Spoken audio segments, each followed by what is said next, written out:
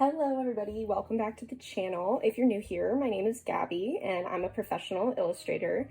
And today I thought it would be really fun to put together another sketchbook tour for you guys. Chat a little bit about art style and developing art styles. I'm not a famous artist, but I feel like I am known for my sketchbook spreads and I get asked about them a ton, and I also get asked about, my art style and how I developed it. I really honestly hesitate to chat about art styles a lot just because I feel like there's so much nuance to the conversation that gets missed a lot of the time, but I'm gonna try my best, and this is definitely an open-ended conversation, so if you have any thoughts, please let me know in the comments. But I thought it'd be fun to look at this sketchbook because while my sketchbooks now tend to be known for being like really lush and like full pages, in this time of my life, I was definitely still figuring out how to get my work to look like that. So I thought this could be a cool one. But yeah, this is my first page. I'm still using that gel highlighter that I use like all the time. But yeah, people ask me a lot about art style, and I tend to be a little anxious to answer because sometimes people will ask me, and I know that this is not intended to be rude in any way, but people will say, what's the name of this art style? What art style is this? And I never have an answer for that because my art style is not like something that I took from someone else entirely. Like all art styles are derived from what inspires you in life. And I don't know, to ask me what the name of my art style is sort of implies that it's not authentic to me, at least in my mind. I'm not offended if anybody asks what my art style is. And that's not to say I didn't curate the kind of work that I do, especially professionally, like in my day job. I definitely have a curated art style that I worked to create. And I could tell you the things that inspired it. I mean, like Adventure Time, the work of Tilly Walden, Studio Ghibli, but it is something that's like authentically synthesized by me. So it's hard to answer, but this is a fun page because this is actually, I think, my second YouTube video ever. This is like the sketchbook work that I did for the character I painted in that. That video is so old and not great. I don't recommend you watch it, but if you wanted to, it is on my channel. But yeah, you can see compared to my newer sketchbooks, these are a lot more sparse of pages. I definitely would like start a sketchbook page and then not like the way it was going and then move to a different one, which I feel like is my best tip for how to make your sketchbooks look more full. Even if you don't like a certain drawing, just force yourself to stay on that page. Either cover it or, figure it out, draw around it, draw over it. And I feel like that really helps to get those like lush looking sketchbook pages. This is a poem by Mary Oliver called The Kitten, and this is all like the sketch work that I did for a zine I made about it a very long time ago. It's kind of a bummer, but I don't think that's on my website anymore. I think that might be on TikTok. Oh, these pages are so cute and fun.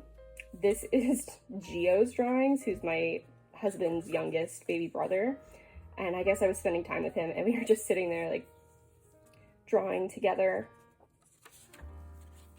Oh, this cracks me up. He told me this was Naruto, and I love like his 50 abs. Yeah, I love when people draw on my sketchbooks and, add to it. It just like makes it a lovely little scrapbook of our lives. I don't know, I cherish that kind of stuff. This is kind of cute because I wrote down like my goals for 2022. I covered the personal ones just because, I don't know, I wanted them to stay personal. But my goals for 2022 were to find an agent, which I did do that year, get a published project, which I didn't get that year, but I actually got in the spring of 2023, so pretty soon after 2022. I was working on a book project for self-publishing, and I did finish that this year in 2022. Create an exhibition. This was super this was super ambitious and didn't happen, and still hasn't happened. I don't know if I really am ready to create an exhibition. I wanted to get 10K on TikTok, which I did, and that's kind of crazy because even now, 2 years later, I only have 18K on TikTok. And I wanted to get, this is funny, 1,000 followers on Instagram, which I did not do that year. I have, I want to say like 28K on Instagram right now, but actually all of that growth came from 2023. So if you ever wanted a video talking about how that happened, or trying to break down what I did specifically, I'd love to make a video about that. That's just a portrait of Phoebe Bridgers. Some Minions drawings. There's so many drawings of my cat Cleo in this, and my husband. We hadn't adopted my other cat, who shows up in a lot of my other sketchbooks.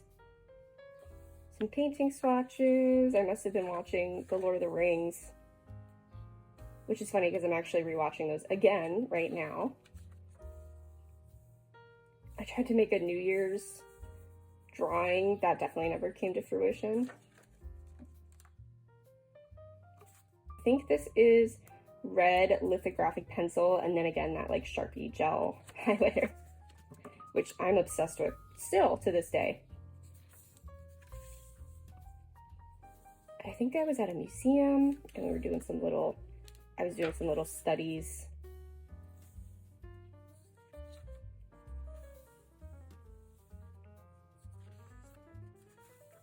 Oh, this, I love Dragon Age 2. It's one of my favorite games ever. And I think I was having some Dragon Age 2 brain rot.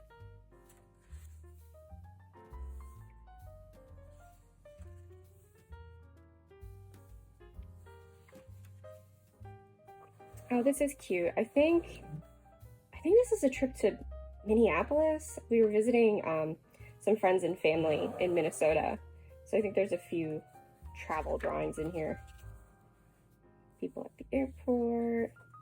This is one of the first trips I took where I really tried to focus on like capturing the journey, which is something that I love to do now in all of my sketchbooks. I love the feeling of like a travel journal, and now whenever I travel, I try to force myself, if I want to take a picture of something, if I have time, I'll try to just like sit and draw it instead. So this is one of my friends. I think we were on the bus or the subway. This was a really sweet trip. I have this piece of like, I'm like a crow. If I see something shiny, I do just kind of like pick it up and put it in my sketchbook.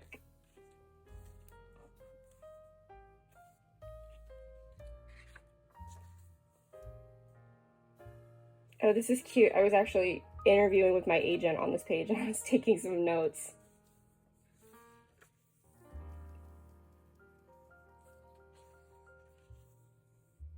But see, again, you know, like more blank pages. And looking back on this now, I'm sitting here thinking like I could definitely have filled this up a little more. I don't go through sketchbooks as fast as I used to, but I definitely also spend a lot more time on each page. This I was doing, I actually got married this year and I was making the table numbers myself. So I was trying to doodle out like what the numbers should look like. Yeah, but like here, this is like the start of a spread that never got finished. Maybe I should start a series of like going through and finishing these unfinished pages in my old sketchbooks. Some weird little ram drawings.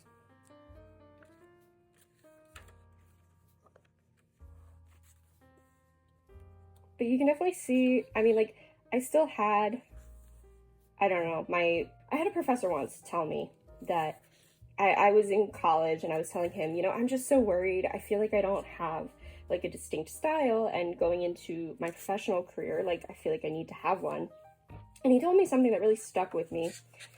And he said, you know, I've seen you draw in tons of different styles, working on tons of different projects, and I always know that they're yours, because there's style and then there's the hand of an artist.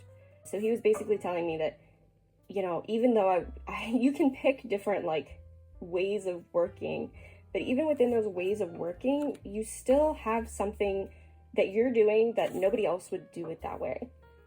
So I think for me, it's like the way I use line, and the way that I simplify shapes. Even if I was drawing like realistically or semi-realistically or completely cartoony, I think that I could still pick that out in my own work. So if you're struggling with like finding a style, which also like styles shouldn't be this concrete thing, it's okay for them to change over time.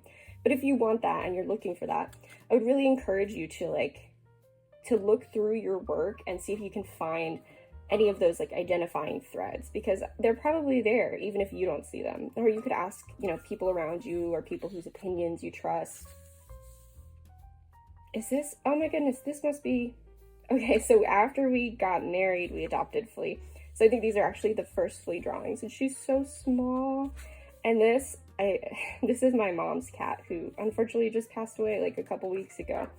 So yeah, I think this is the first Flea appearance ever in my sketchbook. At Christmas, you can see the tree in the background at my mom's house.